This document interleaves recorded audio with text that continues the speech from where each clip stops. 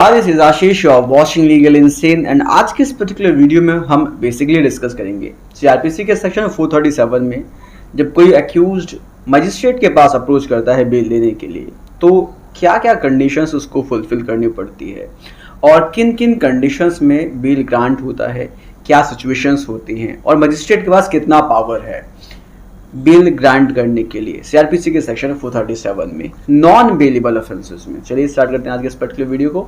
Stay tuned throughout this video so that you could understand very basic concept of bell. बेल में क्या क्या चीजें होंगी वो आपको इस पर्टिकुलर वीडियो में आराम से क्लियर होगा। देखो, सबसे पहले समझो कि दो तरह के ऑफेंसेस होते हैं, एक होता है बेलेबल ऑफेंसेस, एक होता है नॉन बेलेबल ऑफेंसेस। जो बेलेबल ऑफेंसेस होते हैं उसमें मजिस्ट्रेट के पास भी पावर होता है और पुलिस के पास भी पावर होता है कि वो बॉन्ड भरवा कर किसी भी व्यक्ति को छोड़ सकता है और उस व्यक्ति का ये मैटर ऑफ राइट है, वो उसमें बेल ले सकता है। बट जो नॉन बेलेबल ऑफेंसेस होते हैं उसमें व्यक्ति के पास, जो एक्यूज्ड है नॉन बेलेबल ऑफेंसेस का, उसके पास बेल लेने का राइट नहीं होता। इसमें डिस्क्रिएशन होता है कोर्ट का या डिस्क्रिएशन होता है पुलिस ऑफिसर का कि वो बेल दे या ना दे। जो नॉन बेलेबल ऑफेंसेस होते हैं उसमें पुलिस स्टेशन से भी बेल ले सकते हैं और मजिस्ट्रेट के पास भी बेल ले सकते हैं। मजिस्ट्रेट के पास जब हम अप्रोच करते हैं वो करते हैं सीआरपीसी के सेक्शन 437 में। 437 बेसिकली कुछ कंडीशंस बताता है जिन कंडीशंस पर बेल मिलती है और सिचुएशंस बताता है कि किन किन सिचुएशंस पर बेल मिलेगी और किन किन सिचुएशंस पर बेल को डिनाई कर दिया जाएगा, उसको समझेंगे। बट पहले ये समझो कि जो ऑफेंसेस जिसमें मैक्सिमम पनिशमेंट 7 साल की होती है उसमें एक्यूज्ड के पास ऑप्शन होता है कि पुलिस ऑफिसर के पास ही बेल के लिए अप्लाई करे और पुलिस को अगर लगता है कि बेल दे देना चाहिए तो बेल बॉन्ड भरवा कर पुलिस ऑफिसर ही जो इन्वेस्टिगेशन कर रहा है उस केस में वो 7 साल से जो कम के ऑफेंसेस हैं उसमें बेल दे सकता है। अगर पुलिस को लगता है कि गिरफ्तार करने की ज़रूरत नहीं है, सिर्फ जो है पूछताछ कर कर ही काम चल सकता है, इस व्यक्ति को जब बुलाऊंगा तो वो आएगा भी, तो इस पर्टिकुलर सिचुएशन में पुलिस ऑफिसर बेल ग्रांट कर सकता है बॉन्ड भरवा कर पुलिस स्टेशन पर ही। लेकिन कुछ ऑफेंसेस में जिसमें पुलिस को लगता है कि बेल वो नहीं देना चाहती है या उस व्यक्ति को वो डिटेन कर रखना चाहती है पुलिस कस्टडी में या जुडिशियल कस्टडी में, तो इस पर्टिकुलर सिचुएशन में क्या होता है कि पुलिस उस व्यक्ति को गिरफ्तार कर लेती है और उसको जेल भेज दिया जाता है। तो यहाँ पर सीआरपीसी का सेक्शन 437 पिक्चर में आता है जिसमें वह व्यक्ति कोर्ट अप्रोच कर सकता है बेल लेने के लिए। अब जो सेक्शन 437 है वो स्पेसिफिकली कुछ चीज़ों के बारे में बात करता है, वो भी समझते हैं आज के इस पर्टिकुलर वीडियो में। देखो, बेसिकली क्या होता है जब कोई व्यक्ति मजिस्ट्रेट के पास अप्रोच करता है सीआरपीसी के सेक्शन 437 में, तो उस व्यक्ति को मजिस्ट्रेट बेल देगा या नहीं देगा, ये दो सिचुएशन पर डिपेंड करता है। पहली सिचुएशन ये है कि उस व्यक्ति ने कोई ऐसा ऑफेंस किया है जिसमें जो मैक्सिमम पनिशमेंट है, डेथ पेनल्टी है या लाइफ इम्प्रिजनमेंट है, मतलब कि उसको मौत की सजा भी मिल सकती है या उम्र कैद की भी सजा मिल सकती है उस ऑफेंसेस में।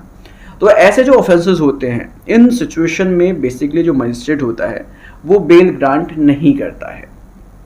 मजिस्ट्रेट के पास पावर नहीं है कि सीआरपीसी के सेक्शन 437 में वो उन ऑफेंसेस में जिसमें डेथ की पेनल्टी हो या उम्र कैद की सजा मिलने वाली हो, उन ऑफेंसेस में बेल ग्रांट नहीं करता है। लेकिन यहाँ पर भी एक बात समझना है, इन ऑफेंसेस में मजिस्ट्रेट तभी बेल ग्रांट करता है जब उसको लगता है कि जो केस है वो प्राइमा फेसाई ऐसा है कि जिसमें लग रहा है कि उस व्यक्ति ने वो ऑफेंस नहीं किया हुआ है। मतलब कि जो केसेस प्राइमा फेसाई क्लियर होते हैं जिसमें लग रहा होता है कि उस व्यक्ति ने कोई भी ऐसा ऑफेंस नहीं किया है जिसमें उसको मृत्यु दंड या उम्र कैद की सजा मिल सकती है, तो ऐसे ही ऑफेंसेस में उसको बेल दिया जाता है। अदरवाइज ऐसे ऑफेंसेस में जिसमें मृत्यु दंड या उम्र कैद की सजा मिलने वाली है उसमें मजिस्ट्रेट बेल नहीं देता है।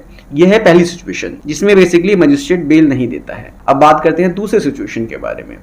दूसरी सिचुएशन ये है कि सपोज करो कि उस व्यक्ति ने ऐसा ऑफेंस किया हुआ है जिसमें मैक्सिमम पनिशमेंट सिर्फ 7 साल की है, तो 7 साल के जितने भी पनिशमेंट वाले ऑफेंसेस हैं उसमें मजिस्ट्रेट जो है सीआरपीसी के सेक्शन 437 में बेल ग्रांट कर देता है। लेकिन यहाँ पर अगर कुछ ऐसी एक्सेप्शनल सिचुएशन है जिसमें मजिस्ट्रेट को लग रहा है कि अगर उसने बेल ग्रांट कर दिया तो वह व्यक्ति इन्वेस्टिगेशन को प्रभावित कर सकता है या ट्रायल को प्रभावित कर सकता है, तो ऐसी कंडीशन में, ऐसी परिस्थिति में बेल जो है डिनाई किया जा सकता है। मतलब कि सीआरपीसी के सेक्शन 437 में अगर मैक्सिमम पनिशमेंट 7 साल की है तो उसमें बेल ग्रांट करना मैंडेटरी होता है मजिस्ट्रेट को।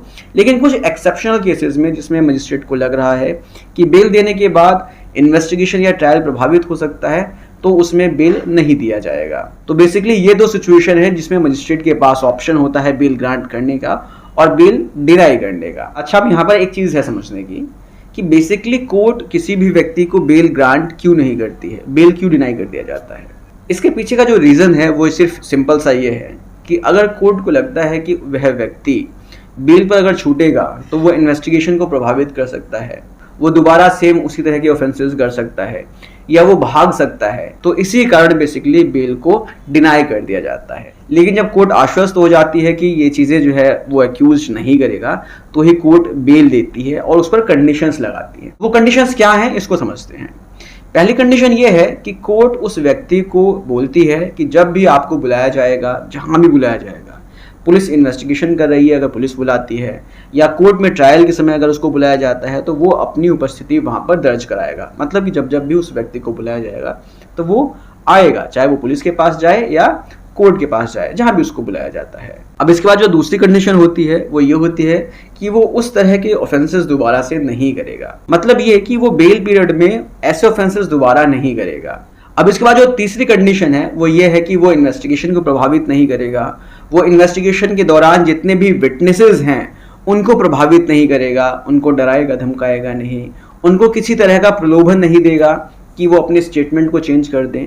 तो ये सारी चीजें जो है वो नहीं करेगा। साथ ही साथ जो भी सबूत हैं उसके खिलाफ वो उनके साथ छेड़छाड़ नहीं करेगा, उनको नष्ट करने की कोशिश नहीं करेगा। तो ये कंडीशन है बेसिकली जो उसको फुलफिल करना पड़ता है। तो ये सारे कंडीशंस लगाने के बाद जो है कोर्ट किसी भी व्यक्ति को छोड़ सकती है। लेकिन यहाँ पर एक बात ध्यान में रखने वाली है, अगर किसी भी व्यक्ति को बेल पर छोड़ा गया है, उसके ऊपर कंडीशंस लगाई गई हैं, अगर वो उन कंडीशंस को तोड़ता है तो कोर्ट के पास पावर होता है कि उसके बेल को कैंसिल कर दे और दोबारा से उसको अपनी कस्टडी में ले ले। तो बेसिकली अब आपको क्लियर हो गया होगा मोटा मोटी कि किन सिचुएशंस में बेल को ग्रांट किया जाता है, किन सिचुएशंस में बेल कोर्ट मना कर देती है, और अगर बेल कोर्ट देती है तो किन किन कंडीशंस पर बेल देती है, और अगर वह व्यक्ति उन कंडीशंस को तोड़ता है तो कोर्ट के पास पावर होता है कि वो बेल को कैंसिल भी कर सकती है। तो आई होप आपको बेसिकली समझ में आ गया होगा कि बेल का क्या कॉन्सेप्ट है। मिलते हैं नेक्स्ट वीडियो में, टेक केयर, बाय बाय।